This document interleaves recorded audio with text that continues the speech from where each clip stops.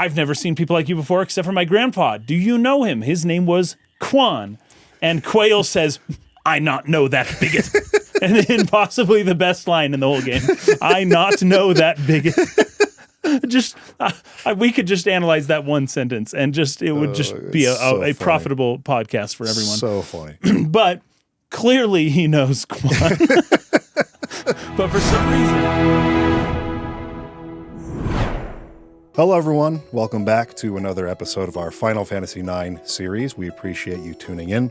This show would not be possible without the support of our viewers, so thank you for those of you who support us. And if you would like to see conversations like these continue, if you appreciate the discourse that we bring to games like Final Fantasy IX, we just ask that you consider supporting the channel yourself. You can do that in 3 ways. The first is to, of course, subscribe to the channel if you haven't done that already, and share these videos in places that are appropriate online, whether that's on Reddit or other forums. Another way, of course, is on Patreon, where we engage with our community. We allow them to come in and sit with us as we record these, and they are able to give their voice to the show and help us choose which games that we actually cover. We have a poll going right now on Patreon for the next game that we'll be talking about after Final Fantasy IX. That includes Metal Gear Solid 3, Expedition 33, Final Fantasy 12, and Xenoblade Chronicles. So if you'd like to lend your voice, you'd like to help choose what we talk about next, head over to Patreon and support us there. The third way that you can support the channel is by supporting our sponsors when we have them. And speaking of that, this week's episode is brought to you by Gysahl Pickles. Gysahl Pickles, the worse they smell, the better they taste. Gysahl Pickles, take your pick.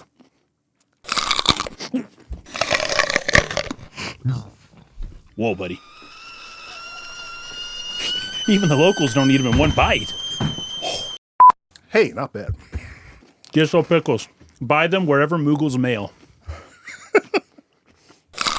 So the section that we're covering for this week is fairly short in terms of the story. I thought maybe there wasn't going to be enough to talk about if we're just going from the end of the Lindblom section to the end of Disc 1.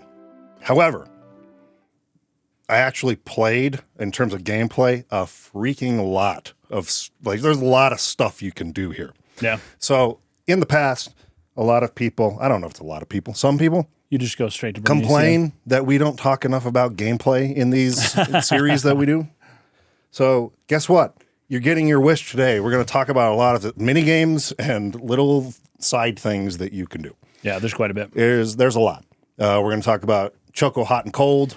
We're going to talk about Catching frogs. Yeah, Q's Marsh. We're going to talk about Blue Magic. Now that we have a new party member in Quina. If you go to the Q's Marsh, there's a whole lot of stuff like that. Ragtime Mouse. I don't know if you've come across that character yet in certain forested areas. Was this the Question true or false trivia? Yes, yes, I came across them once. Yeah. So you can come those across what they call friendly encounters for these true and false questions. There's a whole lot of stuff. So we're going to talk about all that today. So let's start with Q's Marsh. Okay. My favorite character, I'm going to keep changing who my favorite character is, but my favorite character today is Quina.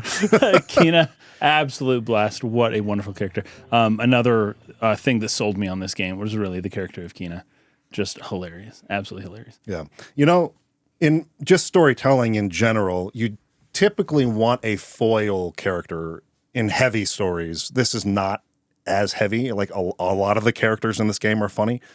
But in JRPGs, they typically have like a mascot type character. Oh, yeah. Just kind of an animal or like a small, furry, cutesy character who's meant to be the foil of the story, who's meant to bring the comic relief. Right. Basically, every JRPG you can think of has this character. And for the most part, I think that this is a very hit or miss kind of thing for me in RPGs like this, where half the time I'm really, really annoyed by them. Yeah. Half the time it's kind of just okay, or it's fine, but I'm not like that into it. It's very rare for me that I love a character like this. Yeah. And I feel like in this game, Quina is so funny every single time she opens its mouth. I can't get enough of it. I can't. It's so freaking funny to me. Me neither.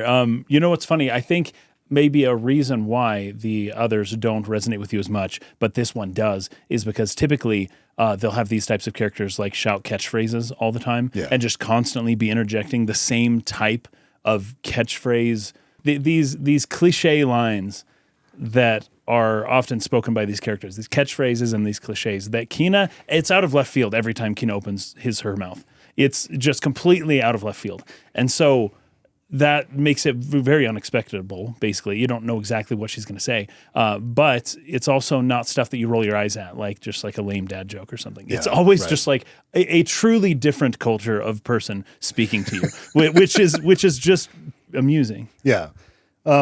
I also loved that as you enter the Marsh, the Moogles that do the tutorials for the game, like the little Moogle kids. They seem to be hey, bro, like, what are you going to teach me today? Lots of neat stuff. Those. Yeah, it's so funny. And then, he goes through the whole thing. Wow, bro, you sure know a lot. Yeah. I know. I know. So they're right there, like, as you enter the marsh. But there's a couple of things I really love about this area. First of all, the pre-rendered backgrounds here are great. Oh, they're fun. But there's just a couple really clever uses of it. So there's one screen in particular I'm thinking of where you go into some tall grass, and the whole screen is just tall grass, and you just see some grass kind of like shuffling around as you're running like through it. 3 frames per second. Yeah. Yeah, it's just funny. And it's just, I guess I feel like another layer of this real attention to the small details like that, to even just on a single screen, moving from here to here. They knew they needed one extra, and they thought, what's a way we can make this kind of clever and fun and different? And so it's just, you're kind of moving through that tall grass, and you see it kind of rustling through the path as you move through. I really like that. Every time I see that, it actually reminds me of Jurassic Park. Was it 2 or Jurassic Park 3, where they're running through the wheat field? I think it's 2. And you see the velociraptors coming in on the sides, but it just looks like grass getting flattened. Oh, I'm pretty sure that's 2. Yeah, the Lost World. Yeah, wonderful shot. Lives in my mind forever. Yeah, it's a good one. So anyway, the Q people. The Q people. They're this. I don't even know. How would you describe them? I don't know. It seems like they don't have a jaw because their tongue just hangs down. I guess they do have a jaw, but they're just... They have to because they eat. Large tongue out clown people. Yeah, and they are impeccable cooks, chefs. Yes. What would be the term for that? Gourmands. Yes. They're gourmands. The way of the gourmand. Yeah. They have this exquisite taste for food, and they go on these pilgrimages or journeys around the world to find like the best food. And it seems Quina, our character who comes along with us, is maybe a young Q, hasn't really left his marsh before, her marsh before, and doesn't really know what's out there, just likes to eat frogs all day, maybe a little bit lazy in the minds of at least the elders. I think Quail is the name of the elder there. Oh, that's right, yeah. And Quail says, you got to go to find more food, more delicacies in the world, learn more tastes. You need to get out. And, Quina's kind of afraid to do that. Oh, I don't know. But I like the frogs here in this marsh. Yeah, exactly. And I love the thing that finally gets Quina to go out and to explore is that, yes, but did you know there's other marshes with other frogs? And so Quina is out to just try and taste all the foods of the world, but in particular is out to go to the other marshes to taste their frogs as well. It's just hilarious. So her main meal is the frog, which is just hilarious. A really great example, though, of the humor that Quina brings to this game is she is, all nervous, maybe reticent to leave, not sure about it, and asks the question about, the world outside or other kinds of foods. And Zidane says something like, oh, there's definitely a lot better food out there than frogs. There's food that's way more delicious than frogs out in the world. Really? Really? All right, I'm coming along. So it was great. That was all she needed to hear to take off with us. So Quina is the blue mage of this game. For those of you who don't know what the blue mage job class is in Final Fantasy, it is a mage that learns abilities from monsters. So as you encounter monsters, As you taste monsters. as you taste monsters, in this case, Quina learns the abilities of the enemy. So they're enemy skills, basically. And there's a whole list of tons of different enemy skills you can collect in the game by weakening monsters as you fight them, and then using the special ability, which is eat. I think in the trance state, it's cook rather than eat. But basically, Quina, when a monster is weakened, will eat the monster and then learn its abilities. And this isn't the case for every monster in the game. Not every monster has an enemy skill, but there's a large list of many, many different enemy skills. This is very similar. There are similar systems in other Final Fantasy games for learning enemy skills. Final Fantasy V is a really famous one for that. Final Fantasy VII has a lot that you learn through the enemy skill materia. The difference between, say, Final Fantasy VII's case and this game's case is in Final Fantasy VII, you just have to have somebody equipped with the enemy skill materia and have them witness the spell cast in the battle. If they are actually, I think they have to be hit by it in most cases. So when they are attacked by that skill and they're hit by it, they'll do a little twirl and be like, I learned the skill. In this game, like I mentioned, Quina has to actually consume the monster, but she can't consume it until it is weakened to a certain low percentage of its HP. Like Pokemon. Yeah. It's very, Like you can't catch the Pokemon unless you've, depleted HP significantly, and it's easier to catch that way. Right. Same idea.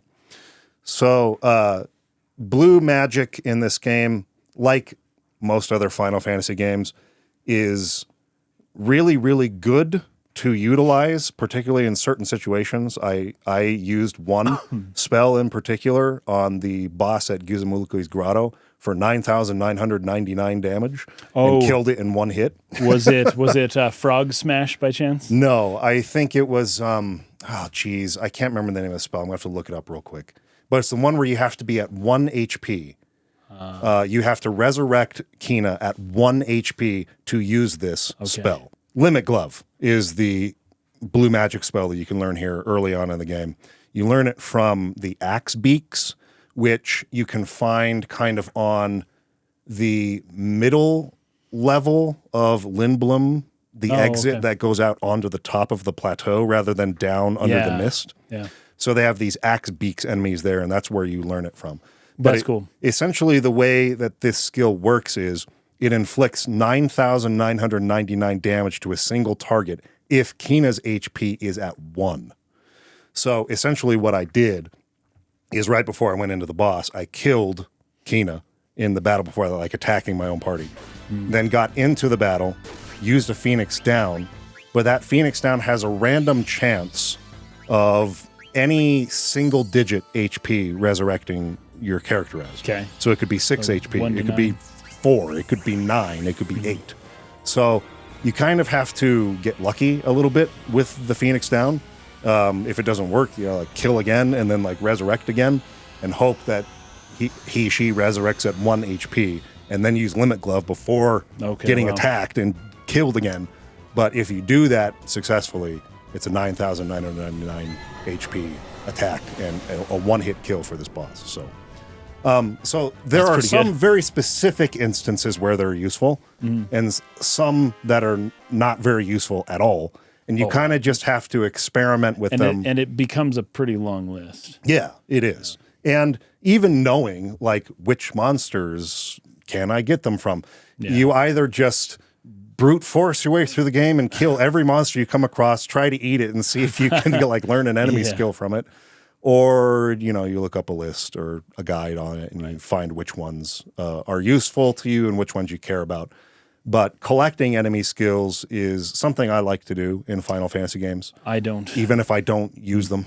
I just like to get them for the sake of completion. Yeah, I'm kind of the opposite. I find a few that work well, and I just stick to them. Don't want the trouble. Yeah. I get a few of different elements, right? I make sure that I've got at least a good one of every element, and then just kind of let it be. Because it can be a tedious thing. Yeah. And that's something we're going to talk about a lot today, is the tedium of systems and mini games and extras and treasures and things like that in these types of RPGs. And Final Fantasy IX, up till now, we've talked about it with pretty much nothing but glowing praise. I don't think we've criticized anything except the trance system so far in the game. Oh, right, sure. And even then, it's not like the biggest deal in the world. But today, I'm going to talk about some things that irritate me a little bit, and I don't think it's exclusively a Final Fantasy IX thing. I think it's something that was kind of baked into this genre as a whole through this time, and it's something that I feel like what we described in Expedition 33, for example, is an area where the genre can be improved and streamlined in a way that makes it less tedious, makes it a little bit more fun to do some of these side things without taking away some of the essence or like the core design philosophies that we love about the genre, and doing away with those parts, like throwing the baby out with the bathwater, so to speak. Right, you know what I mean? Yeah. Or avoid doing that. Yeah. So anyway, did we cover everything you wanted to with Quina? I think there's a couple of lines of dialogue in particular that were great. No, I've got a few. This is the reveal of Vivi's grandpa, right? Yes, because right. The first thing Vivi says when he sees the Q people is like, these look like my grandpa. And that's hilarious because you finally learn, first off, okay, Vivi's grandpa isn't one of him because he's never seen another one like him before.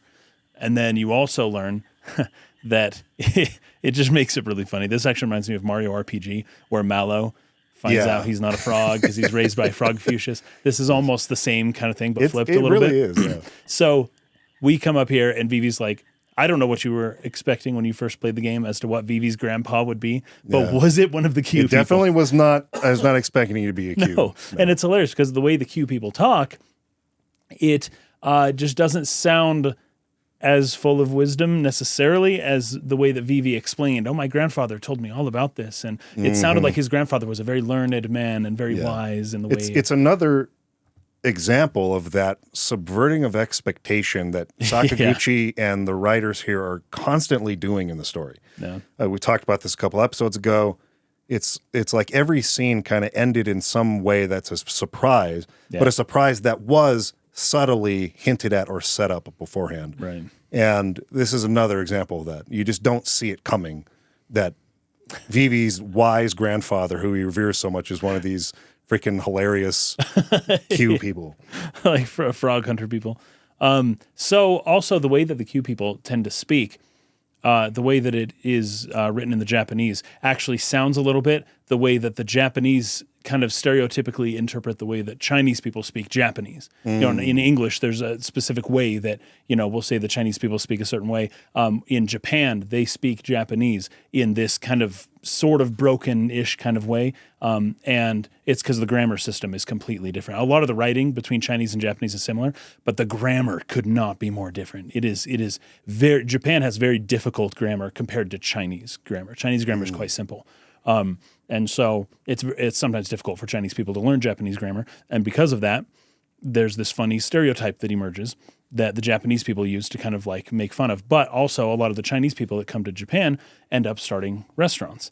And so they've kind of taken this way of speaking and this you know, this kind of stereotype and put it into this whole new, brand new character and then repackaged it in something that really doesn't resemble the original stereotype necessarily. It's just the way that they speak broken Japanese. And then the way we get it, the way they speak broken English, it's like not really relevant to anything that we have experience with. It's just a completely new way of speaking. It's not even like the Yoda thing. It's just like totally so broken that you can't imagine where they possibly could have learned to speak and how they can effectively communicate with each other. But also there's this, the way of the gourmand is spoken of in ways that are very Buddhist. It's like this journey of enlightenment, basically. But the way they're using a lot of Buddhist terms to speak of it, but ultimately the enlightenment they seek is through food, right? That's how they attain their ultimate goal of enlightenment.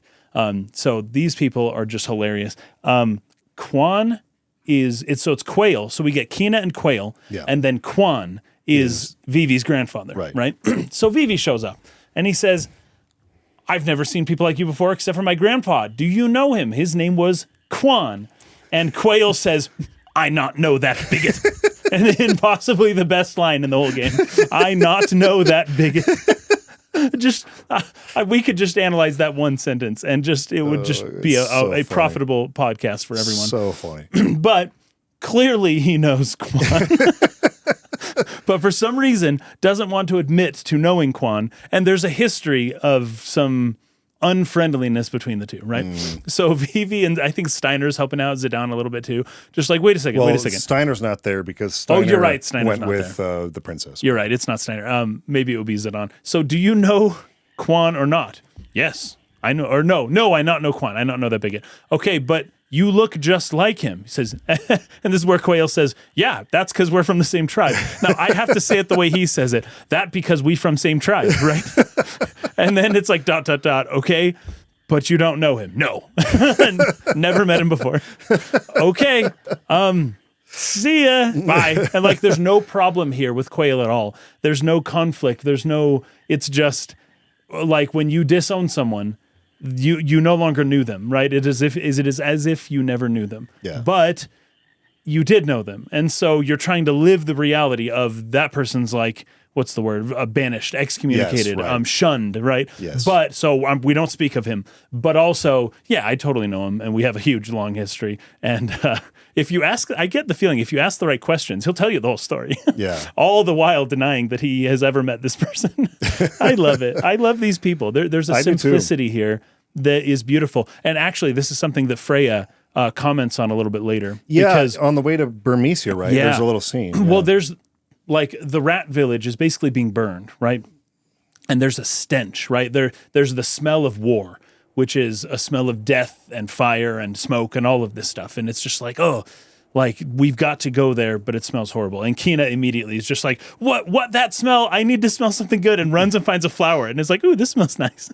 And just starts smelling the flower to avoid the horrible smell of just beyond the wall.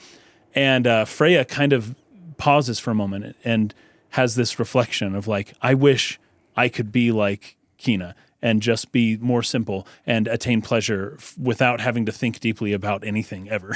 And Zidane has a funny response. Zidane is kind of like, Quina isn't like trying to do anything. Like Quina hardly is even like a conscious being as far as Zidane's concerned. Quina just acts and does whatever Quina wants to do. Yeah. And Freya's just like, yeah, but I wish I could still be like that. So Zidane is kind of trying to downplay it. Like, that's just how Quina is. And it's almost as if Zidane misinterpreted Freya of saying, I want to choose to become this way. Yeah. And Zidane's like, no, Quina's not choosing to be that way. This is just how Quina is. And Freya's like, yes, I more or less wish that I were that way too. The scene's actually translated pretty differently in the Japanese versus the English. But that's ultimately what comes across is like, I wish I could be like whatever this thing is. Yeah. A simple life. Simple life. Try all the foods of the world. If something was weird, easily distract yourself and legitimately be distracted. Yeah. Like not even realize that you're trying to distract yourself. Like that level. I think Freya there is in so much pain. Yeah. That she's just wishing that she could take pleasure in the simple things, not be so plagued by kind of like all this pain. Life would be more enjoyable if I could just let go of all of this, all the burdens, complicated, burdenous stuff. God, because the situation keeps getting worse. We've already heard about Sir Fratley, right? The boyfriend that has been gone for years and she's still searching for. So we know that there's that burden, right? But then also she abandoned her people when they maybe needed her because they got attacked. And then we add on to it the fact that in the attack, the people like Burmecians really got wiped out here. We're going to find out that some of them may have gone to a hideout and been safe. But for the most part, they really had a bad time. So Freya, it's just more insult and injury added upon her choice to leave because of what was painful. Now it's even more painful, right? Yeah. She kind of wishes, well, at least I could have been here to help fight. You know, she's obviously a talented fighter.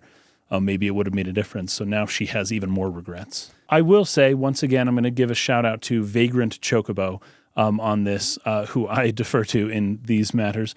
Somebody who is has analyzed the Final Fantasy IX script, Japanese and English, very closely. Someone who speaks both languages very well. And one of the things is that she's like less hard on herself when she chose to leave. In the English, it's like, oh, like a petulant child, I just wandered away without any thought, right, or remorse, something like that. But in the Japanese, it's less. But I don't remember it being the flavor of banishment, though. Yeah, I had just read this. I had no way of confirming it, so I was wondering if that came up or not. Rob here was asking if we would touch on something really quick. He says, I recommend discussing the geography of the Mist Continent somewhat in this episode. Civilization lives on plateaus away from the mist, cities, towns, and even farms, and you only get very fringe groups below it. Burmecia seems to be an interesting variation with its endless rain keeping the mist away. Right. And Clara, when we get there, grows above the mist. So, yeah, I mean, that is kind of an important attention to detail that they put into the world building here. Again, if we go back to Lindblom, there are kind of 3 levels. They have what they call the Dragon Gate at the bottom, which is where we left from on our way to Burmecia and where we come to the Q's Marsh. But they talk about this, the NPCs do, how they keep that gate locked. They don't open it. They don't have people coming in and out of there. Because down on kind of like the lower levels, I suppose you'd call them the valleys of the continent, that mist that we've been talking about a couple episodes ago blankets the continent. And while they use it as a energy or power source, it is also something that is transforming or having some kind of effect on the animal life there. And it's what essentially creates monsters, the monsters that you fight. Yeah, it's like a radiation of sorts or something like that. Yeah, something like that. Yeah. And so people stay away from the mist. And it's why Lindblom, having essentially pioneered the airship, is so important, because people don't travel by foot across the world anymore. Right. They just fly over the mist from city to city. It's almost as if we're dealing with islands. Yeah. Right? That there's a sea here, and each city and each place is just atop a high mountain or cliff or plateau that is essentially its own island. The question then being, I do know that Steiner and Garnett, for example, are more or less on foot making their way to Alexandria, and I just don't really know exactly how they do that. So they do mention this very briefly, where they kind of just say it in passing, but essentially, I think Garnett says something like, this is after the whole Gysahl Green getting through the gate, which we'll talk about in more depth in a minute. Like when they're on the train. She says something about, how impressed she was at how he was able to fight off the monsters. And he says, oh, princess, I was only able to do that because of your white magic to heal me. And you had all these brilliant plans along the way, and, you're very intelligent. I'm very impressed. So she tries to compliment him on his strength of basically getting her through on foot all of those monsters. And, so she supported him with the white magic, and he basically just took them all on himself. And I think that's a pretty cool detail, because he is the warrior class of this game. Yeah, he just takes all the damage. Yeah, he's just a beast, right? Yeah. He's just really strong and, high HP, high defense type character. So that's essentially explained away in that way. Because as you're walking around on the map, it just doesn't seem, the concept of mist, it doesn't seem as relevant, I guess, when you're just kind of like on the map going around places. Now, there are monsters, it's true. But I don't know. It just, you don't really feel like you're surrounded by mist when you're playing the game. It's, it almost looks like it's just a filter or something over the screen. Like it's just kind of a little bit hazy. Yeah. So it's there, but it's not as, I don't know. I guess the effects, maybe limitations of the PlayStation or something. Sure. Or the fact they just want you to be able to see where you're going. Instead of always being engulfed in mist all the time. Yeah, but there is kind of this strange bluish, that's true, darker kind of filter, it feels like, over the top of the world map while you're running around. And I think that's supposed to represent that makes sense. The mist that you're walking through. But so normal people can't do what we can do. Yeah, or at least it's very dangerous. of course, there are chocobos in other ways. And there was a guy back in Limbo who even said, "Oh, I used to have to ride a chocobo if I wanted to go somewhere, Right. and now we have all these airships and stuff." So anyway, yeah, I think I like the way you put it. It's like islands that are on mountains and things above the mist where the cities are built. We talked about this a little bit with Alexandria too. It's on that plateau where the waterfall. Yeah. Really cool. Really cool. Yeah. Location, and we said an advantageous, like strategically place to build the city, but not just because it would be difficult to take it from an enemy force or something like that, but because it's above this mist. Right. And that's how these people essentially avoid, being attacked by monsters all the time. So thanks for bringing that up, Rob. Love it. Hopefully that clarifies some things about the world. We'll learn a lot more about this mist and where it comes from here as we get into the next disc 2. There's something that we didn't mention in Lindblom. If as Vivi, as you're walking around in the shops, you can kind of grab a coupon nut. Vivi doesn't really know what it is. Oh, right. Right. Yes. And it's just like, I don't know. And then basically the store clerk is just like, why do you want to buy this? And Vivi's like, oh, it just looks interesting. He doesn't know what's going on. I love it. I also I mentioned before, he's kind of passively just going through life. Yes. I didn't even mention Rat Kid. Who on a whim just enlists him as a slave, and he just goes along with it. Anyways, Vivi's just based wonderful. on what we know about black mages at this point, they seem to be very impressionable. Like to suggestion. To suggestion, and they just kind of do what they're told. Yes, there you go. They don't have much of a personality, so to speak. Yeah. The exceptions to this being things like the waltzes, which were a little bit more... they had a little more agency, a little more self-will. And a little more power, which the combination of those two things didn't go well. And I feel like, what are the two jesters? I forget Zorn and Thorn. Yeah, Zorn and Thorn kind of regretted, like, oh crap, we made him too powerful and we gave him too much freedom to choose his own way. Right. We need to fix that in the future. So the coupon nut that Vivi gets there ends up kind of playing itself out in a really funny way once we get into Burmecia. This is actually like my... next note after Q's Marsh. Okay. Is this one? The Gizmaluke Grotto Muggles that you rescue in the wedding room. Okay, so before we get to that. Okay, go ahead. The other things that you can do in this sort of part of the continent before you go through Gizmaluke Grotto on the other side of the mountain there, which is where Clara and Burmecia are. So before that point, they have a Chocobo's forest. Yeah. And these are all the things that you saw, by the way, in the telescope when you were up with Garnett. I love you that. Look, and it's really cool because they showed you all the things you can do before progressing. Right. And it's several of these things. You got the marshes and the Chocobo place. Yeah. Yes. So you go to the Chocobo's forest and you meet a little Moogle there who tells you about this Chocobo and how to catch them. Right. Now, this is one thing that I think is a great improvement over the two previous Final Fantasy games on PlayStation in terms of how you get a Chocobo. Oh, right. Like how you catch them, how you get them and ride them around.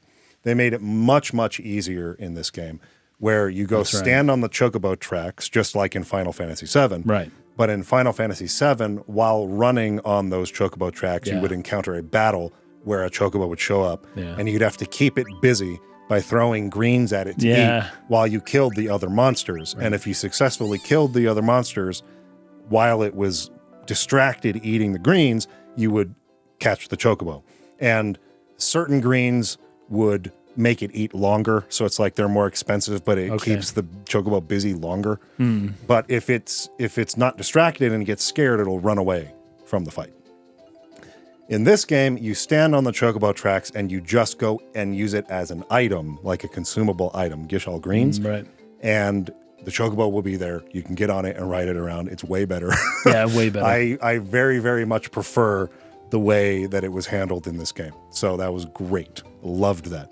And you can go a lot of places with the Chocobo. Yes. And even, there's even the point where if you do enough stuff with, I think, the Chocobo hot and cold. The chocographs. Yeah. Yes. Yeah. So inside of the Chocobo forest, there's a little mini game you can play called Choco Hot and Cold. I wonder about this because you don't like the card game or Choco Hot and Cold. Oh, I don't. I don't like the card game. Okay. I despise Choco Hot and Cold.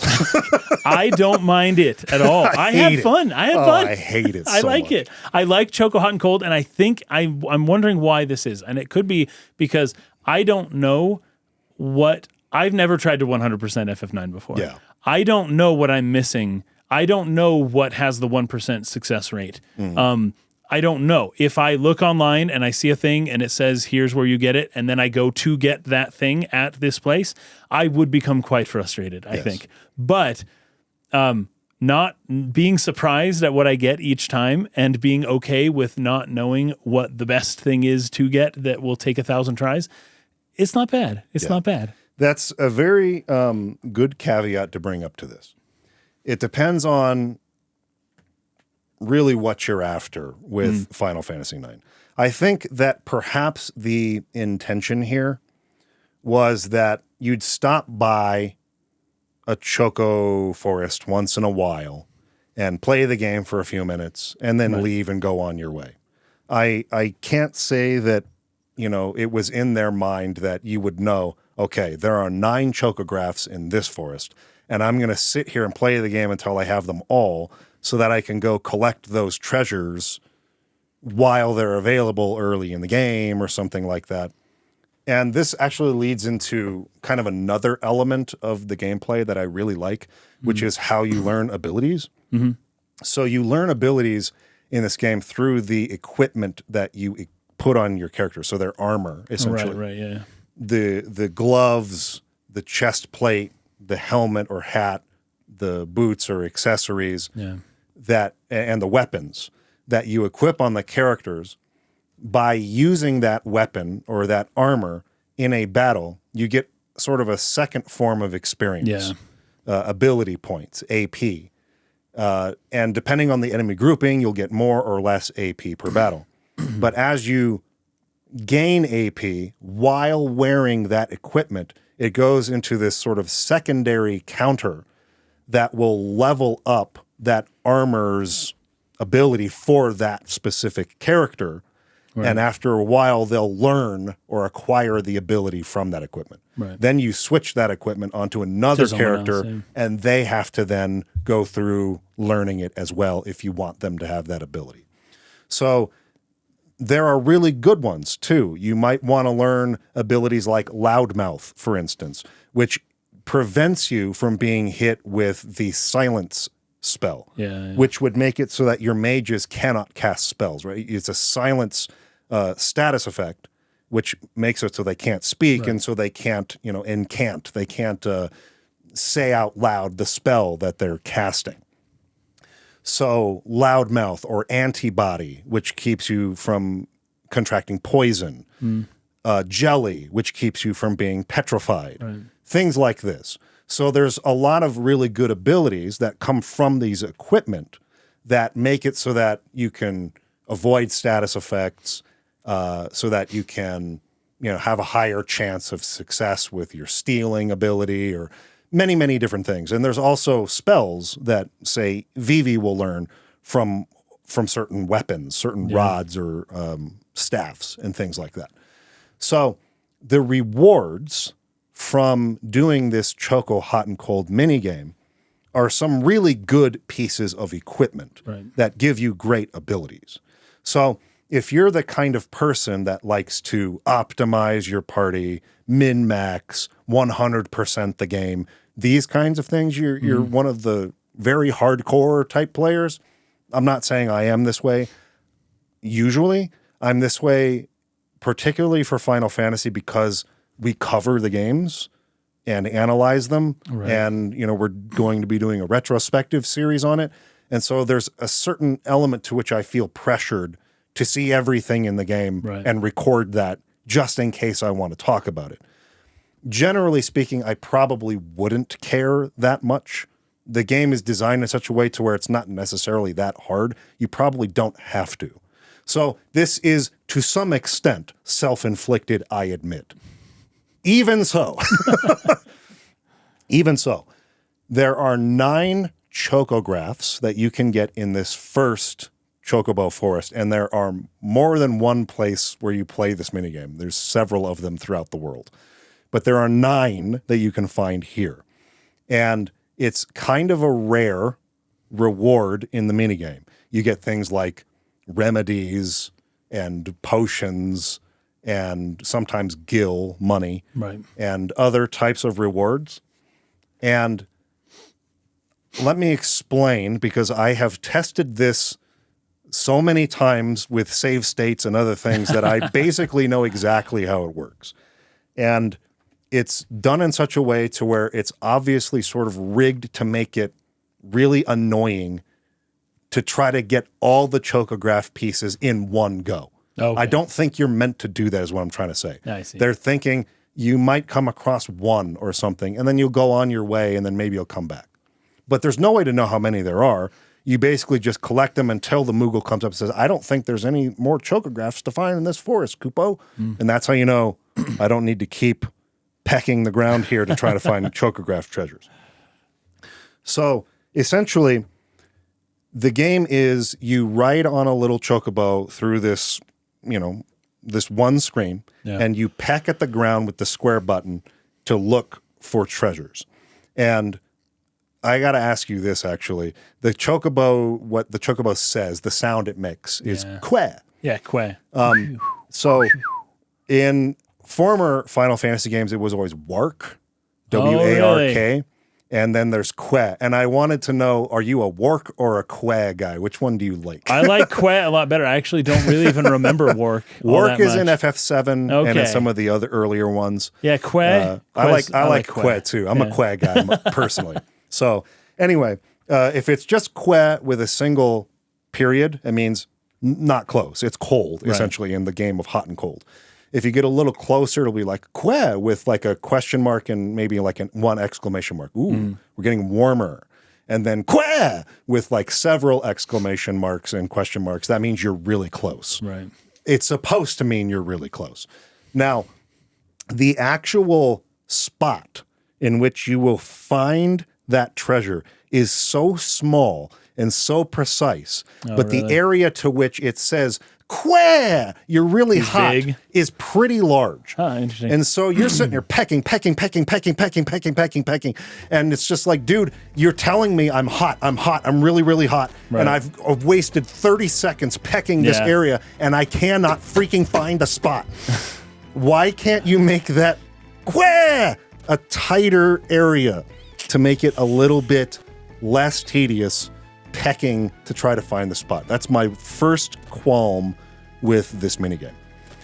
Secondly, and I'm telling you, I've tested this with save states. I know this for a fact. The game does not decide where a treasure is placed until you peck the ground. So as the game starts, there is no treasure in the ground. Not until you peck the first time. Oh, then really? it decides where it is. Oh, interesting. So let's say you put a save state at the start of the game and you haven't pecked yet. You start pecking and go, oh, it's up here in this corner. You go back to the beginning of your save state and go to that corner. It's not there. Well, good. I mean, in some ways, you're trying to outsmart the developers. And so it determines where that treasure is after the first peck. Wow. So you have to save state after pecking the first time. Okay. So you can still outsmart the now developers. you know where it is. Okay. So then you find out where it is. You go there. Yeah. And you might think, okay, it's decided what the treasure is. I'll just go grab it. No, it doesn't decide what. It has decided where the treasure is, but it has not decided what the treasure is until you peck the spot. Okay. Once you peck the spot, then the game determines what the treasure is. Interesting. Okay, So if you save state right before you peck the spot, you can it randomly assigns it and changes it every time. Wow. Save state, peck, it's a different treasure. Save state, peck, it's a different treasure. Wow. And it can often take you 30, 40, 50 attempts to get a chocograph to appear in that spot. Wow. Now, generally speaking, also, you're only really supposed to get one chocograph per game. Okay. So once you find the chocograph, you shouldn't continue to try to save state look the for game to more look for chocographs. more in one Yeah, go. that's more or less my experience. But it costs 60 gil every time you play this game. Right, yeah. And it is completely randomized in this way. It is, and I hate that. Well, but I usually, even with the cost, I usually came out ahead after, pecking a bunch of holes and getting stuff. Yeah, you get stuff, especially if you get like some gil. Yeah. Oh, and this is another thing about the game too. So the how good the treasure is, if it's a better treasure, it's kind of harder to get it. Oh, really? So there's like a strength of the Chocobo's beak that levels up and as you have play. to harden the beak. That's right. I remember Because that. it requires you to dig a lot, and sometimes that can take precious seconds trying to get to a deeper treasure. But the deeper the treasure, generally speaking, the better the treasure is. So if you peck and it's like, ooh, you need there's a number up in the corner. It'll say 12. That's not very deep, so you just peck like once or twice and you get to it. Yeah. And if you have a high level beak, you peck once and you get to it. But usually those will be low level treasures, not really that good. So usually it's right around the 47 strength mark where you know that's a chocograph treasure. Okay. So if that number comes up and it's a 10, you know it's not a chocograph. If that number comes up and it's a 23, it's not a chocograph. If it comes up and it's a number like 55, even higher than that, it's not a chocograph. It's a high-level treasure like 500 gil or something like that. Yeah. But the chocograph specifically is really hard to find, even when you're save stating and just, making that RNG counter trigger over and over again, trying to get the chocograph treasure you actually want. And there are 9 of them plus a chocograph piece. So you're saying 9 chocographs in the area or 9 in the 9 in that forest. In that one forest. In that one forest. Yeah. And there are going to be 9 more in the next one you go to. There's a lot of chocograph treasures in the game. Okay. Dozens of them. And like I said, if you're interested in the rewards, which are usually really good equipment, then it's something that I feel compelled to do because I want those abilities and whatnot. And if you don't, then, you won't have access to them. And the late game chocograph treasures have like awesome equipment in them. So anyway, the actual process of playing Choco Hot and Cold to get the chocograph so that you can go get the abilities that you want from the equipment you want is a really tedious process. And I led all of that off by saying it's 1, somewhat self-inflicted, 2, probably not something that they intended you to sit there and just play Chocograph or Choco Hot and Cold for an hour and a half trying to get all 9 chocograph treasures. Yeah.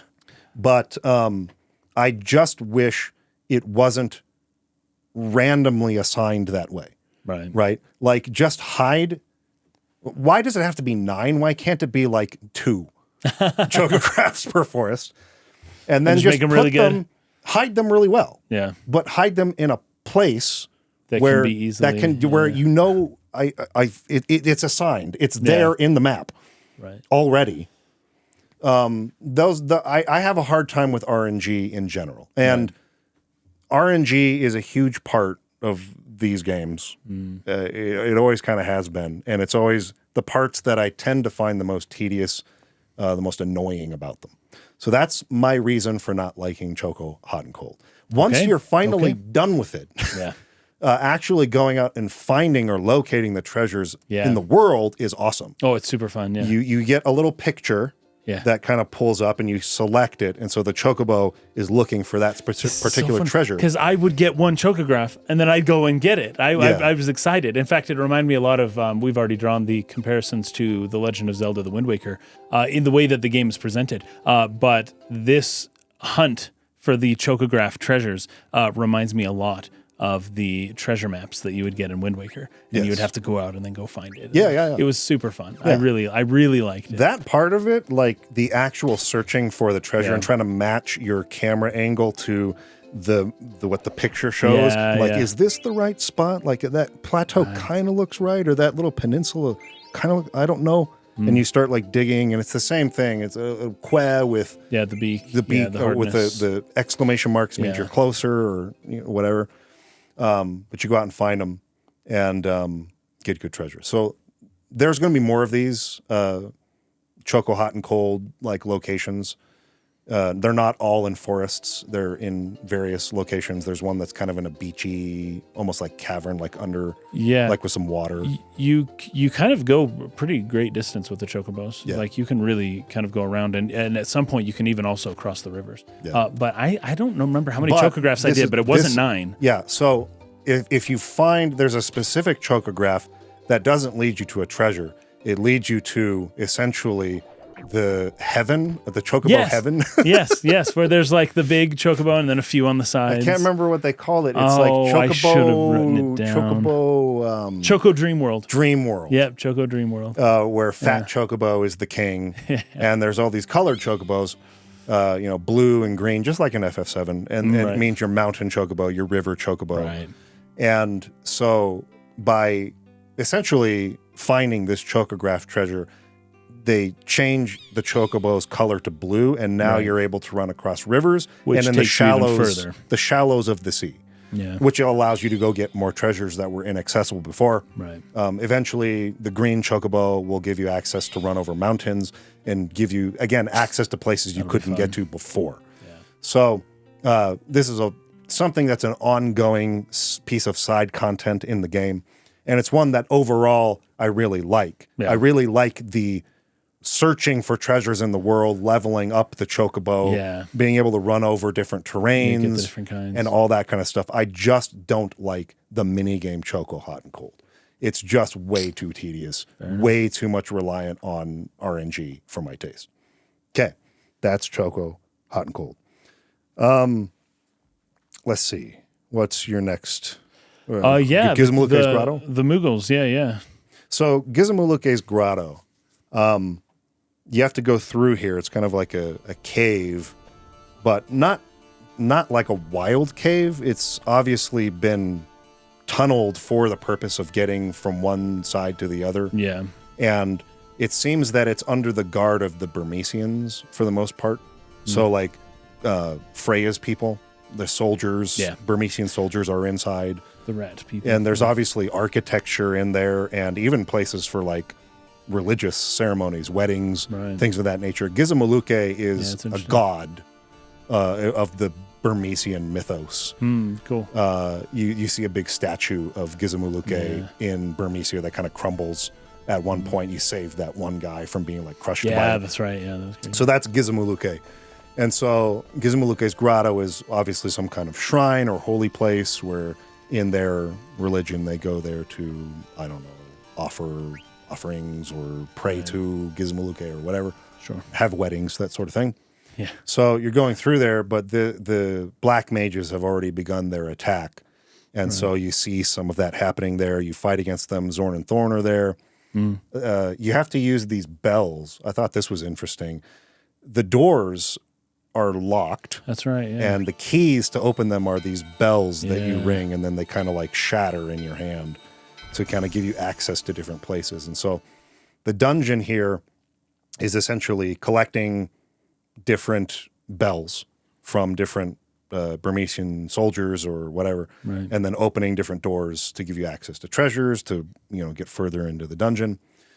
And then the result of that, ultimately at the end of the dungeon, is you come across this couple, this Moogle couple that have just been married, and one of them has been sort of trapped inside of this large bell. Yeah, huge bell. Yeah, it's really funny.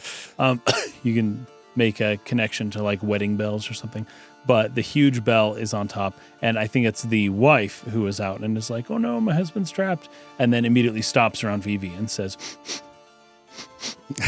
Do you have a Kupo nut? And the husband hears it from inside the bell, and it's hilarious because it's like, okay, what's gonna happen? They're gonna use the nut to attract more Muggles to help out, or you're like, what's gonna happen? And really, the husband inside had the strength to lift up the bell the whole time, just didn't have a proper incentive, and immediately lifts up the bell and is like, Kupo nut? Did you say Kupo nut? Jumps out, grabs it, goes crazy, is incredibly powerful, can basically do whatever he wants.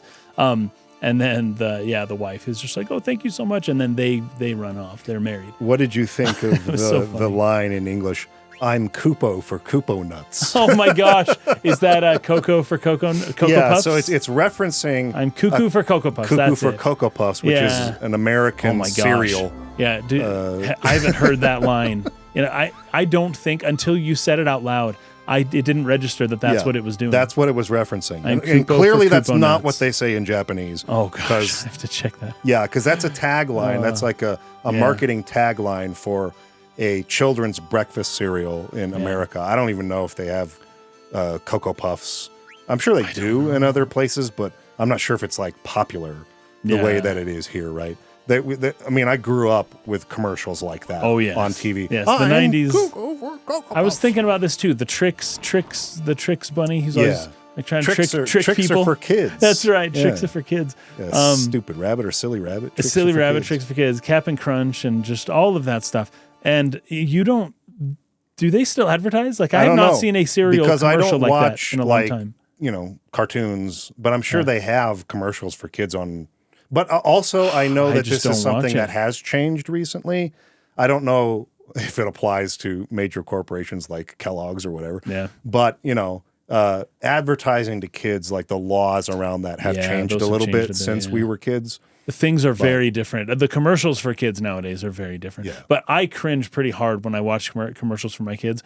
My kids actually love commercials a lot, like way too much. I don't know what it is, but it's the short, funny, like flashy, exciting nature of these commercials, and they are just so good at marketing to children. My children want whatever they see every single commercial, and I'm thinking I don't remember wanting everything I saw, but maybe I did. I should probably talk to my parents about that. Pretty much did. I mean, everything looked so awesome. Yeah, I mean, all the cereal was always like, oh my gosh, I want to try that. Lucky that Charms, so dude. Good. And then like Crossfire and Teenage Mutant Ninja Turtles. Action figures. Or the Hulk gloves, the power glove that you could like punch. Sock 'em boppers. Remember sock 'em boppers? Yeah, sock 'em boppers. That's what it was. It's more fun than a pillow fight. And then like the little hippo game where you Hungry like hippos. hungry hippos. Or the gator one too. They had one that was alligators. And then they had Pop Goes Perfection. Yeah, and then what was the other one? Operation. That's right, You're, like, Operation. Reaching in for the little bones and stuff that's stuck in the I guy. guarantee you, if we watched those commercials now, they wouldn't be nearly as cool as we thought they not were. Even close. When we watched them as a kid. The toys were probably not good either. The quality of them, probably but not. they looked awesome, right? They really. So, did. anyways, that's what that's referencing. It's referencing an American cereal commercial, and. Obviously, that's not what they said in Japanese. So I didn't know if that was brought up at all in your notes, but I thought it was hilarious that he says he's Kupo. If I caught it, I would have nuts. looked it up, but I didn't catch it. Until I hear it out loud, I didn't catch it. I'm Kupo for Kupo nuts. Ah, it's so funny. Now that I've had a minute to look at the original Japanese, all that the Moogle says here is, I want you to bring me some more Kupo nuts, Kupo. And that's it. There isn't really any kind of hidden reference, even in the Japanese. One thing that I wanted to note here, just as something that I love and appreciate about the Final Fantasy games of this era and even, before that, I think in particular, I'd say the Super Nintendo and PlayStation, but most particularly the PlayStation era, is how brisk and kind of quick the dungeons tend to be. Yeah, especially. They are not super long. You're right. There's not that many screens to get through. At most, I would say, I haven't run a test on this. I probably will try to do that when we get towards the end of the game. I'll just kind of go back through the footage I'm recording and how long on average do I spend in a dungeon in this game? And I would be shocked if it was much longer than 1 hour on average. And that, to me, is a really nice sweet spot. Yeah. I think that there are a lot of games, and it depends on the game, too. I think, if you're making a dungeon crawler RPG, and it's about the dungeon crawling, and it's supposed to be tough, that's a very different thing. So I'm not talking about games that are going for that. Maybe most recently, something like Wizardry Daphne would be in that space in terms of subgenre, where you would expect the dungeons to be long and grueling, and that's kind of the whole point of the game, right? But when it comes to this kind of RPG, I really don't prefer to be in a dungeon for 3 hours. Yeah, I think that kills the pacing. I think the storytelling is one of the leading draws into the game. And so nice brisk pacing. I mean, you want to have challenges. Yeah. You want to have puzzles. You want the dungeons to be interesting and memorable. And I think they are. They have really beautiful art in terms of the pre-rendered backgrounds. They look very nice. They have nice little gimmicks in them. They have memorable moments like the Koopos, things like that. But you're getting through them in that range of 45 minutes to an hour. And that to me is like just a really perfect sweet spot for keeping the story moving, keeping things going, while still giving you a chance to fight battles, level up, take on some challenges, fight a nice boss at the end, apply some strategy, learn some new abilities, change your equipment up. You're still getting a chance to really delve into all of the systems that the game offers for you, but without it ever getting to a point where you're feeling like, goodness gracious, how long is this dungeon? How many battles do I have to fight before I get to the end? I never really got that with FF9. No. What's really funny is that the earlier Final Fantasies, like the NES and to some extent the SNES, it was mostly just the random encounters that made the dungeons so long. It was also just a few screens, not very long dungeons, but the random encounters made it really push that hour threshold and made the game quite difficult. They really vary the gameplay in FF9 quite a bit between puzzles and random encounters and things like that. And it just never ends up being too long. Yeah, I think that that's really important. Yeah. And this is something we talked about in our Final Fantasy X series, that it does really well despite being designed very differently from these PlayStation games. And something we will talk about more whenever we talk about Final Fantasy 13 in the future. Oh, sure. But varying at 12 for sure 12 has a problem with this. 12 did a pretty good job with most dungeons, but there are a few that really went and we like Final Fantasy 12. I love 12. We are 12 fans here. When I first played 12, I was shocked. I was shocked at how good it was. Yeah. And at how little praise it gets. Yeah. Like 12, I'm a huge fan of 12. I like 12 a lot. But there were a couple moments. Yeah. And it's not even just the dungeons, it's just like generally how large the areas are, how long it takes to get to places. Even the Xenoblade Chronicles games can have problems with this at times. And whether or not you consider it a problem is, of course, a matter of taste. But my point is, one thing that I appreciate about Final Fantasy during this time is they did a really good job at varying up the gameplay between when you are and how long you are in menus messing around with equipment and systems. Vagrant Story might be an example where that leaned a little too heavy into making that be a tedious thing. Right. How long are you in a dungeon and how many battles are you fighting on average?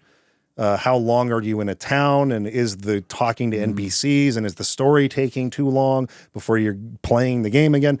They have excellent pacing. Yeah, these Final Fantasy games, I would say, really in the sweet spot for this particular thing from Final Fantasy 4 to Final Fantasy 9. And I'll throw 10 in there too. 10 does a good job, although it's different. But they were just excellent at varying up gameplay. For a while you're doing this thing, but now you're doing this thing. It's never too much of one thing at a time. Yeah. And I really appreciated that and noticed that as we've done the Ice Cavern, as we've done Gizmaluke's Grotto, and on the world map, I think the only thing I felt like, man, this is taking too long, was a self-inflicted Chocobo hot and cold minigame. But outside of that, it's like everything moves really well in the game. And it's just very, very well directed, very well paced. Well, now that you have told me exactly how many of these chocographs there are, I might become a little frustrated myself. It's fun. Ignorance is bliss. You know? It's fun because I am a bit of a perfectionist and I really do like to optimize, but only for what I feel like I can immediately control, because I usually don't try to 100% games. I will go to every corner of a map looking for a treasure chest. But a game like Choco Hot and Cold, I'm just thinking, just a fun game to play for a bit, get some cool stuff, and then go. I'm not thinking, you know, did I get everything here? It's just not obvious that I'm missing anything. Right. Rob is bringing something up here that I meant to talk about that we forgot. You didn't cover the frog catching game when we talked about Q and the Q's Marsh. Yeah. You could mention that the idea is like, so the male and female frogs thing. So let's explain the catching. the frog catching minigame. This one I like. It can be a little bit tedious because you have to go to the edges. Yeah. So there's usually waiting for the golden pond. frog Yeah. to jump to the edge so that you can get it. There's a pond, and there's more of these too. So like Choco Hot and Cold, there is many areas where you'll play the game. Yeah, there's a bunch of marshes. There are many Q's marshes where you'll have this frog catching minigame. Right. So the point of doing it is that as you catch more and more frogs, you get rewards, again, in the form of equipment with really good stuff. I think you get the silk shirt from Quail when you catch 9 frogs in the first Q's Marsh. Right. And the silk shirt's a really good piece of equipment. Learn good abilities from it, and it gives nice bonuses to defense and magic defense and things of that nature. Yeah. A really good piece of equipment that I recommend getting. It's great. And 9 frogs is super doable. It's you don't have to catch that many. So a good example of something that's not randomly generated. This is the type of minigame I like. I see what you mean. There's how many you need to get, and you know what you get when you get it. Okay. So that's the kind of minigame I'm into. Okay. No randomness required here. But there are male and female frogs. You can tell the difference by looking at their feet. The female have pink feet, and the males have yellow feet. And then you will also find a golden frog from time to time. So the point is to try to catch as many as possible, and the more you catch at certain thresholds or certain benchmarks, you'll get rewards in the form of good equipment. In the first marsh, but if you catch all of the frogs and they're all gone, and you go back to that Q's Marsh, you're not going to have frogs there for a really long time. It takes a super long time for frogs to populate that pond again. So if you go there and you just catch every frog that you see, you're essentially limiting yourself from being able to return to that marsh, catch more, and get those rewards faster.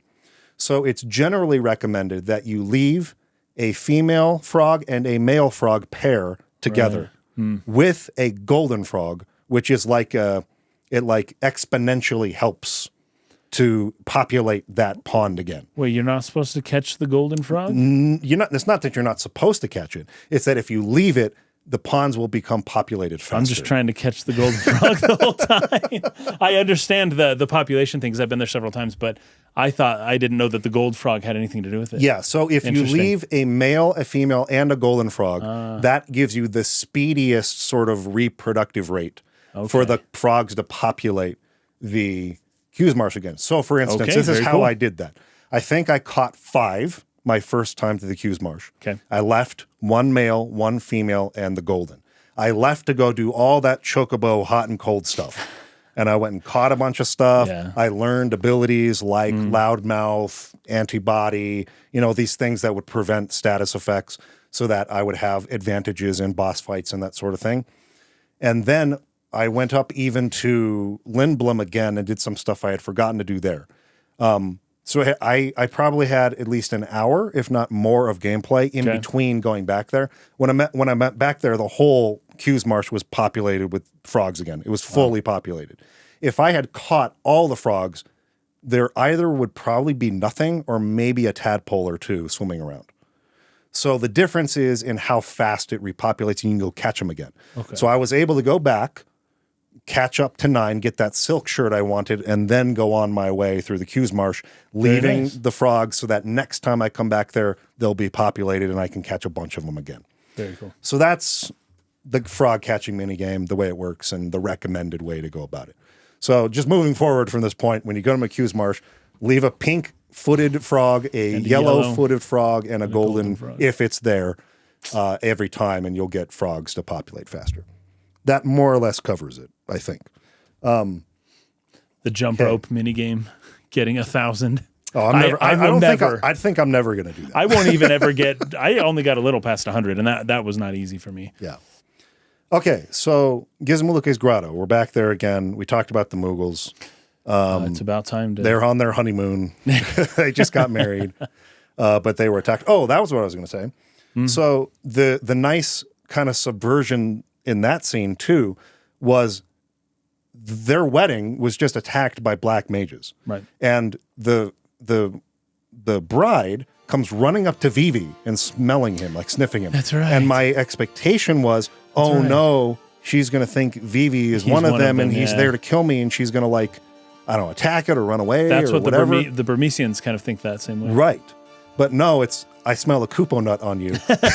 And the whole That's funny. tenor of the scene changes in a way that's unexpected. Right. It's just another example of that level of witty writing that they're sprinkling into almost every scene, or at least every sequence of the game, and keeping it light, keeping it fun, keeping it moving.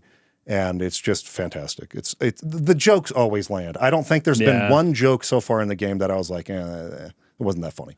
It's every single time it's funny. It's very funny. Yeah, the translators did a really good job. They did a really good job. Well, as far as I know, I don't speak Japanese, but within the Japanese, there's a lot of puns and there's a lot of jokes there too. But yeah.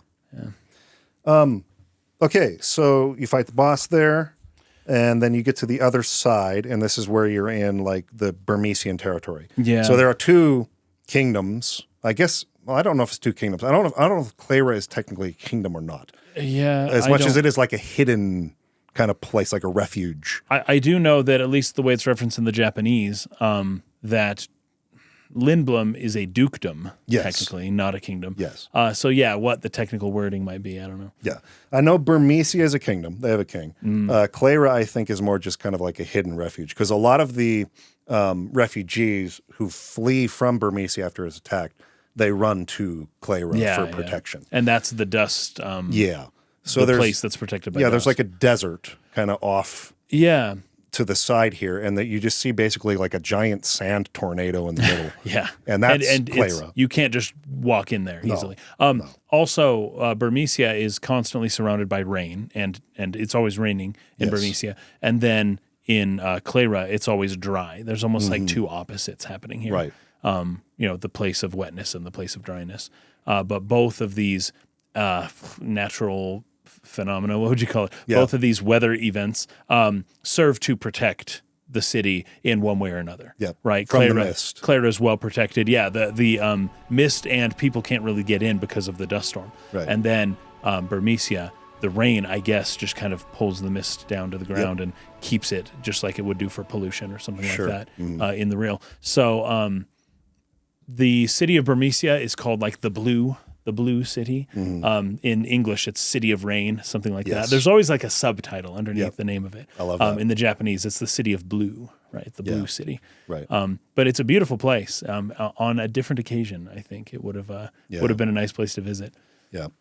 So arriving there, it's already under attack. Yep. Again, another example of, I wouldn't call it necessarily a dungeon, but a dungeon-like area. It's like it, yeah. That isn't that long. You get through it pretty quick, but there's some good treasure to get here, some good equipment, and you get another Kupo nut. I don't know if you ran back to the Moogle in Gizmaluke's Grotto. You can give him the second one. Oh, I didn't. You get a Kupo nut here. Oh, I should. You come across Stiltskin here. Oh, yeah, Stiltskin, yeah. He arrives, and always buy Stiltskin stuff. Okay. He will offer you for 333 gil, I'll give you this potion, this tent, and this whatever. Always buy his stuff because it's missable. Oh, okay. If you don't buy it now, you can't get it later because Stiltskin moves through the world. So always buy Stiltskin stuff. Make sure you have enough money to buy Stiltskin stuff if you don't want to miss really good treasure later on as well. So anyway, Stiltskin's the traveling Moogle, but there's a couple of really good parts here.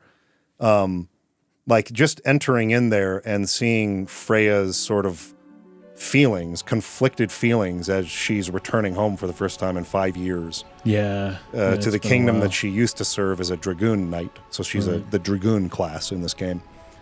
And, ready to wield her spear again in the name of the King of Burmecia. I kind of liked that moment. And then there's that moment I was talking about a little earlier where there's a husband and wife and he's injured and he can't leave. He's imploring her to leave without him. And Zidane kind of jumps in and grabs him and pulls him away before the statue of Gizmaluke like crumbles on top of him. So you basically save his life, and another soldier arrives and kind of helps, and they get them out of there. There's another family of Burmecians as well. Like kids. Yeah, with kids, and they're kind of running away. Yeah, and they run and they see Vivi, and they're just like, what's going on here? And of course, this is a part that Vivi just has a really hard time here, because all of the rat people, they don't like him at all, and they really want to avoid him, understandably so. Yeah. And Zidane, even himself, he has a few lines, especially kind of towards the end of the dungeon, where he's like, "All right, let's kill some black mages!" Like he's super excited, and then everyone looks at Vivi, and Zidane's like, "Oh, come on, you know I didn't mean it like that." I like that. And it's like everyone in the world is trying to navigate through this weird conundrum, this weird surprise that nobody knew these things even existed, and now here they are. But one of them's good, and so you can't just say what you normally. They're not all just. You can't just assume they're all monsters and treat them that way, because then Vivi feels really, and he understands too. It just feels weird. It feels weird when somebody shouts, "Kill all the black mages," and he's a black mage. So he's trying to deal with the fact that everyone around him hates black mages. While at the same time, the party is, defeating all the black mages who are causing like horrible harm, but they aren't even autonomous agents of themselves. They are being controlled by something else. So it's not even them necessarily that's the evil. It's something above them that's controlling them. And so, I don't know, there's like multiple parts to this whole issue that are slowly, slowly being, revealed and introduced to the character or to the audience. And we're having to see how they all choose to navigate all of these things. And that at some point, something's going to happen that like Vivi or somebody is going to get pushed to a point where Vivi is just not able to just stay in this atmosphere for so long. Everyone around him is dancing on eggshells. Yeah. And he, he's having a hard time with that. So there's a couple things you brought up that I think will spark a really interesting conversation. Analysis mode engaged at this point. I wanted to clarify something about our dev history episode for this series. Oh, yeah. It was brought up by certain quotes from people like Shinji Hashimoto and others that Hironobu Sakaguchi was sort of upset about the direction Final Fantasy was going after 7 and 8, right, and wanted to, quote unquote, return to form and go back to, the classic Final Fantasy of the past with Final Fantasy 9. And I wanted to clarify that I think those quotes were specifically regarding the setting, like the medieval setting, rather than something that's more futuristic or contemporary in the way that FF8 and FF9 were. The kind of more sci-fi elements. Right. I think that's what Shinji Hashimoto was directly talking about. He wanted, when he said, and I'm not directly quoting here, but something like, he wanted to do something, go completely the other way from Final Fantasy 7 and 8. If you have watched our Final Fantasy 8 series, we delved a little bit more into the development philosophy of Yoshinori Kitase, Tetsuya Nomura, and that team, and how they have kind of, and Final Fantasy X as well, we did a series on that. Right. And how their team evolved sort of a different concept or baseline foundation for how they make Final Fantasy games. Right. And you will see this in the beginnings of it in Final Fantasy VIII, then carried on and evolved into Final Fantasy X, then carried and evolved again into Final Fantasy XIII. And you can almost see that they're just pushing that same idea further and further and further with each new iteration. Right. And so, that got carried and evolved further into 13, and then into Final Fantasy VII Remake, and then now Final Fantasy VII Rebirth. So you have that kind of lineage going back there, right? I would not include Final Fantasy VII necessarily in totally into that same lineage. I think there are elements of it that you see arising there, and even in Final Fantasy VI as well, because Final Fantasy VI was directed by Yoshinori Kitase and Hiroyuki Ito. Final Fantasy VII was directed by Yoshinori Kitase. Final Fantasy VIII was directed by Yoshinori Kitase. And 9. And then 10 9 was Ito. Was a kind of a group of directors, but 9 was Ito and Sakaguchi. So I say all of this, I know it seems a little long-winded, but just to make a very specific distinction, I don't believe that those quotes were insinuating that Sakaguchi did not like Final Fantasy VII the same way that he has kind of straightforwardly said he was not a fan of Final Fantasy VIII. Right. That doesn't mean that it's his favorite or anything like that, or that maybe he had disagreements. I do think there were compromises on Final Fantasy VII between those two styles. They were already having debates internally about how the series should be made moving forward on new technology. And I really do believe that the half the game being chibi characters and half the game being taller proportion characters was a compromise made between those two things. Well, because none of the other games really do it, at least in that way. No, they were always chibi before that. Right. And Kitase and his sort of crew wanted to make them taller and more cinematic and more proportioned and realistic. And Sakaguchi didn't want that. And so they kind of compromised on 7. 8 went the whole taller, proportioned, realistic, cinematic way. 9 went backwards the other way. That's what they're talking about. But Final Fantasy VII, from a game design standpoint, still carries many of the hallmarks, I think, of the SNES Final Fantasy games. I mean, you can find direct parallels between Magicite and Materia. Oh, absolutely. And, you know, lots of different things. But here's some other really interesting parallels that were brought up in our Discord server, primarily from Hion, but others were discussing this. Vivi's character arc is in a lot of ways very similar to Sephiroth's. Yeah, Hion sent me these same screenshots as well, where you hear, even with Vivi's on the ship to Lindblom, where Vivi's like, are we the same? Yes. And then there's almost an equivalent line of, I think, Sephiroth when he looks into the Mako reactor, and he says the same line, are we the same? Yeah. And then there's several other lines that are very, very similar. Right. Yeah. It's you brought up how these black mages are being controlled. You could use the word puppet, which is the word used in Final Fantasy VII.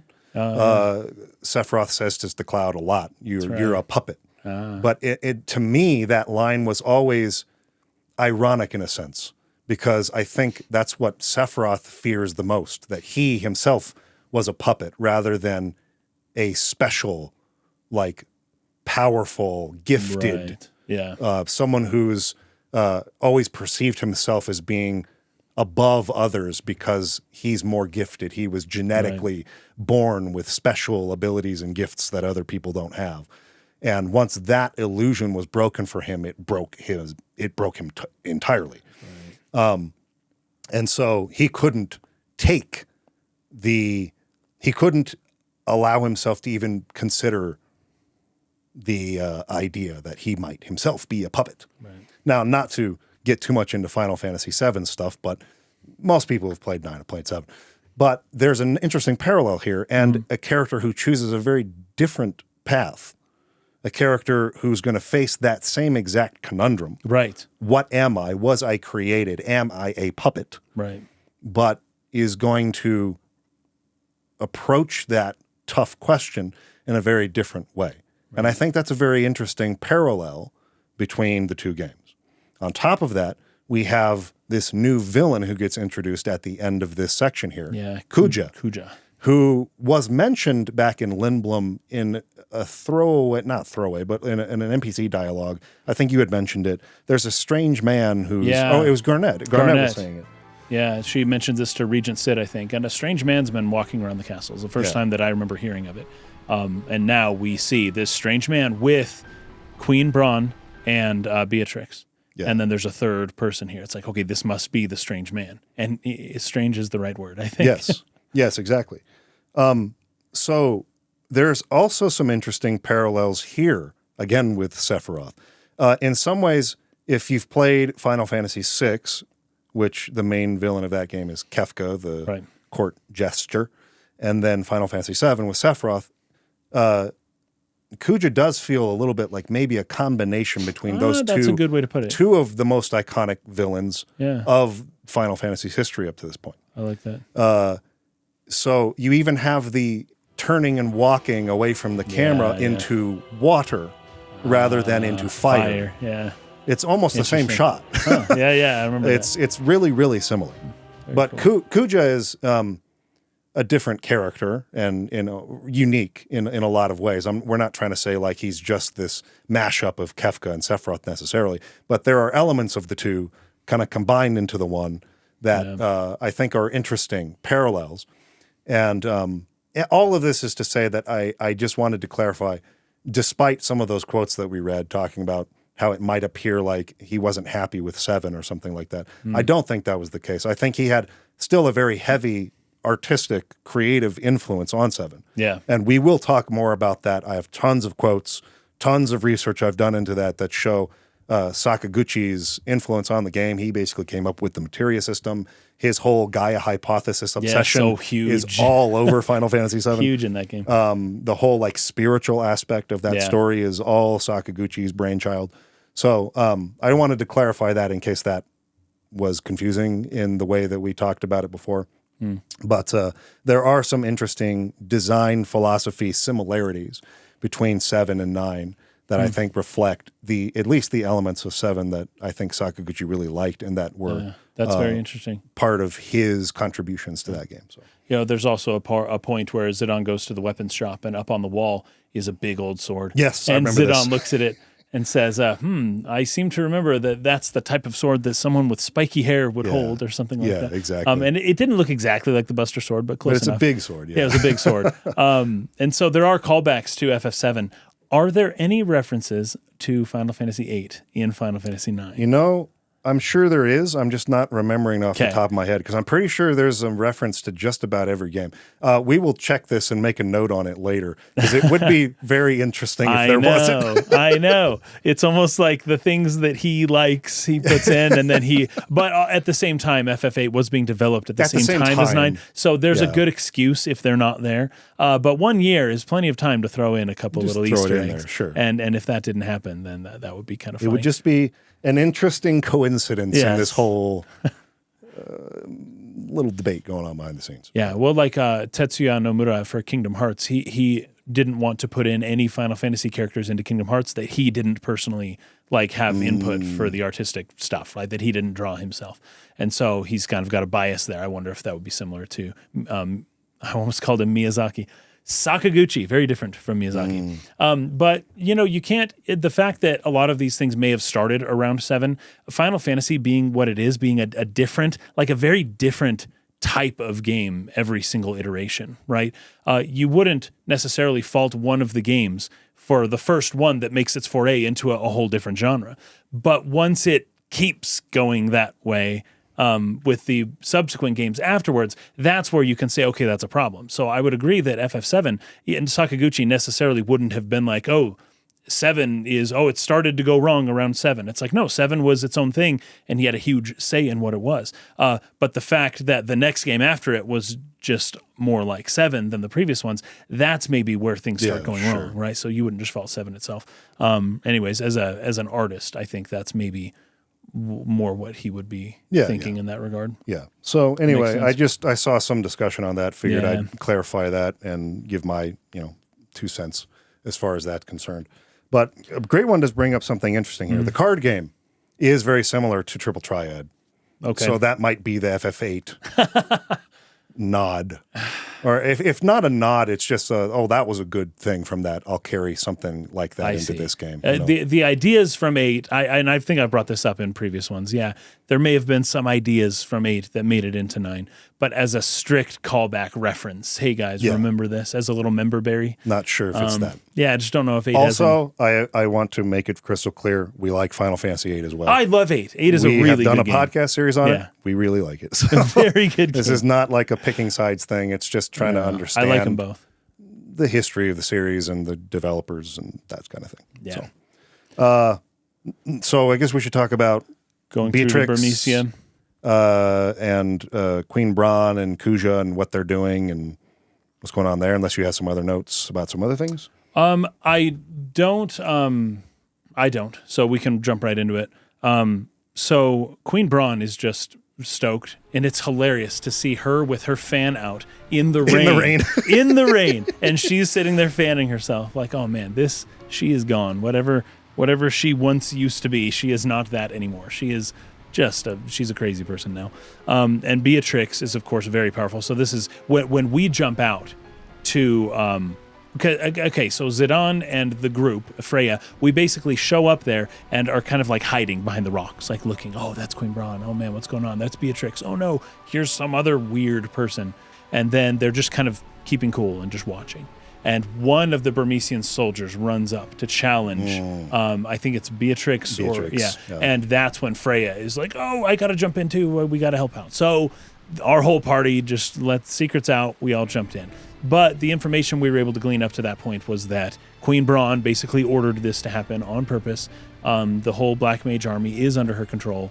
She's doing this all on purpose. It's being overseen by Kuja and Beatrix.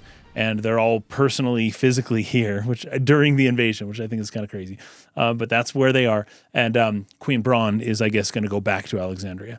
But once we jump out, we fight Beatrix. And she basically says something like, no one has ever given me an actual challenge before. And she's supposed to be the best swordsman in the world.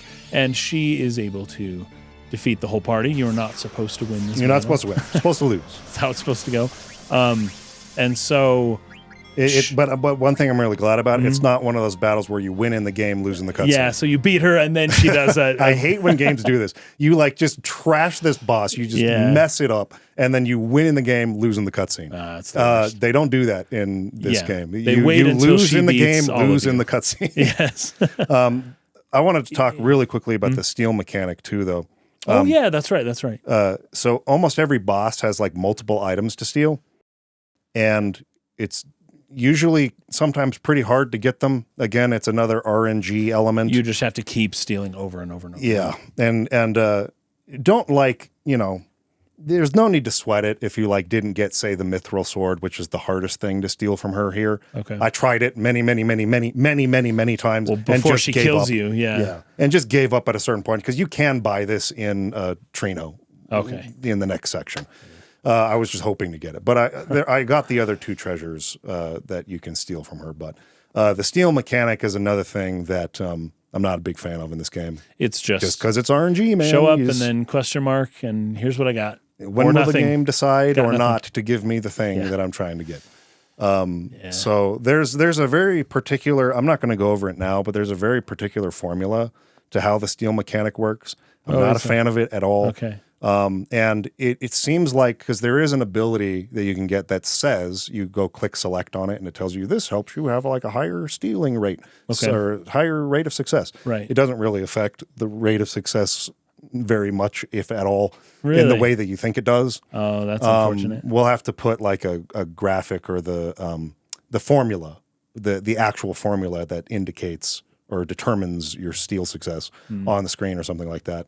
But yeah, it's not what you think it is. Oh. So you come across Braun, Beatrix, and Kuja sort of plotting together. And they've just attacked and destroyed Burmecia. A lot of the Burmecian people escaped, and they've gone to Clara. And I think Beatrix talks about how irritated she is that,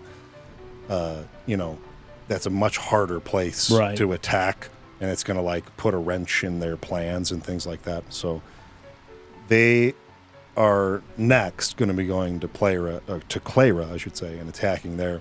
And this is when a Burmecian soldier shows up. Yeah. Like, hey, I'm not going to allow you to get away with this. Yeah. And challenges Beatrix directly, not knowing who she is. Not knowing who she was, yeah. And once she reveals that she's the legendary warrior Beatrix, he's like, oh, that was a mistake. She mentions that she killed 100 soldiers single-handedly. Yeah. She's like famous for her swordsmanship, so she's a very formidable warrior.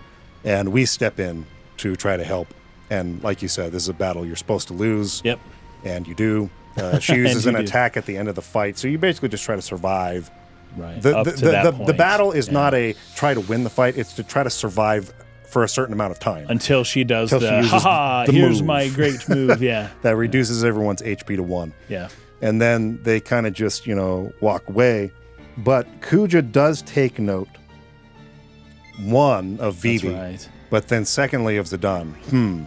This boy might prove to be a problem. And in the Japanese, he says, this boy is a problem. So the English script put in the word might to kind of soften it, add some intrigue.